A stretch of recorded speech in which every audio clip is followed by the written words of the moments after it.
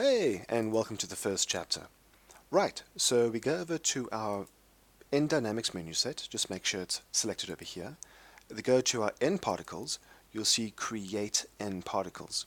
We're going to create ourselves a basic emitter. But let's make sure we're all on the same page and just go to the options and return this to its default settings by hit Reset Settings. Hit Apply. Now this would put a few nodes into our scene. If you press play, you'll see that there are some particles over here, and they're busy being spat into the world. In fact, let me just quickly change the frame range over here to 100. Okay, so you'll see they're being spat into the world over there.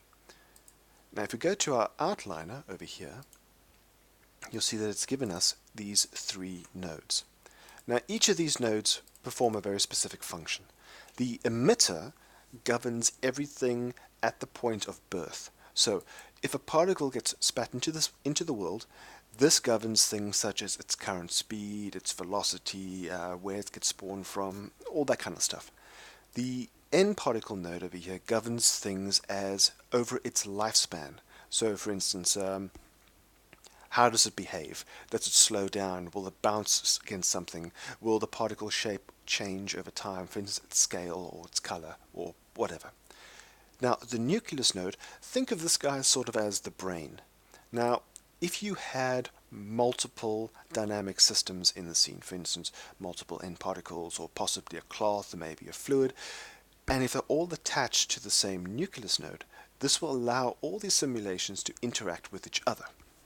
Very powerful, but it gets complicated. We'll cover that at a much later date. But for now, we are going to concern ourselves with the emitter. Let me just go back to frame 1. You'll see, okay, let me just hide the nucleus node.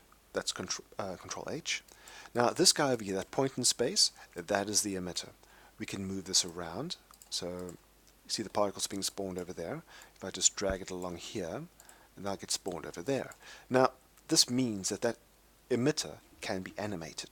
You can attach it to something. So let's say, for instance, you have a character that is wielding some kind of firearm and he wants to shoot bullets out of that firearm, right?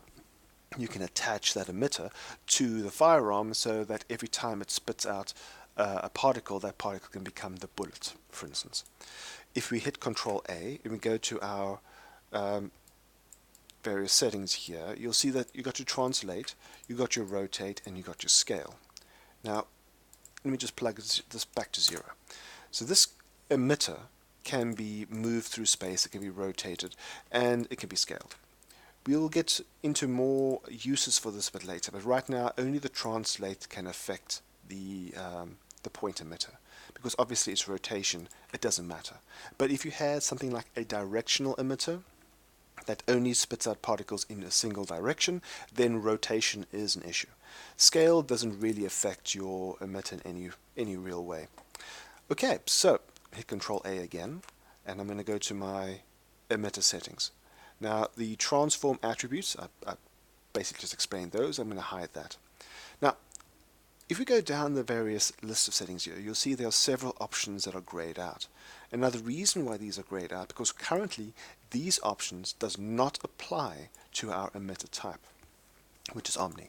If we turn this to, say, for instance, volume, and we go down here, you'll see that these guys which were grayed out are no longer grayed out, because this directly applies to volume.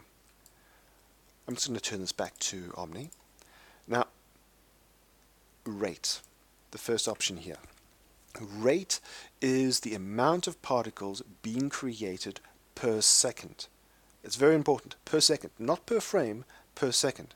Now, your time range can change. So if I go to my settings over there and click settings again, you see over here, currently it's at 24 frames per second, which means it is going to emit 100 particles every 24 frames. If this was set to, say, 60, it will then emit 100 particles every 60 frames. So keep that in mind, because if you have a simulation that is dependent on a certain amount of particles being there at frame 20, but you started your scene at the wrong frames per second type, you're going to have a problem. So just be very sure about that before you start really going too crazy with your settings. Now, these guys over here are kind of important, but we're not going to go over them in this chapter because things such as need parent UV, it's part of goal weight and it's too complicated to explain for now. So I'm just going to ignore this bit. I'm going to go down to the next setting over here, distance and direction attributes. Let me just rewind that. Now you'll see right now all of these particles are being spat directly out from the emitter. That means the distance and max distance is set to 0. However, if we change this to a 1 and a 1, you will see that it'll now only create particles at a maximum range of 1 away from that point. In fact, let me just turn speed off. Let me just make it a bit more clear. There you go. So you'll see that they are emitting exactly 1 away. However, you can create sort of a randomized range. So if you plug a 2 in over here under the max distance, you'll see it'll then randomize a creation of their particles between 1 and 2. So you create basically a particle field. It's pretty cool with a bit of a hollow center over there. So that's really good. But you'll see these options over here are all grayed out. Let me just return this to 0. Now those options are related to a directional emitter. So I'm going to turn this omni to a directional. Let's go back down here. Now you see they're all ungrayed. Directional emitter basically spits out particles. Let me just put some speed back in here. Spits some particles out in a very particular direction. So if I look at our little dongle thing down here, right now it's spitting out along the X. And yes, over here our X is currently set to 1. If you put a negative 1 in here, it'll then put particles going in the other direction. Right? You can also combo these guys up with other directions. For instance, if you put a 1 into the Y, it will now spit in a 45-degree direction. So in other words, it is basically fighting between the Y and the X axis. So it's 45 degrees. So let me just turn this back to 0. Now you see spread over here. As the name suggests, it'll then spread out the particles. So if we say, for instance, put in a Y direction, this might be a good starting point for, let's say, an oil fire in the distance or something. So just kind of spreading out there. Right, we're reaching the end of this particular chapter. In the second chapter, I'll be going over the second half of all of these emitter settings.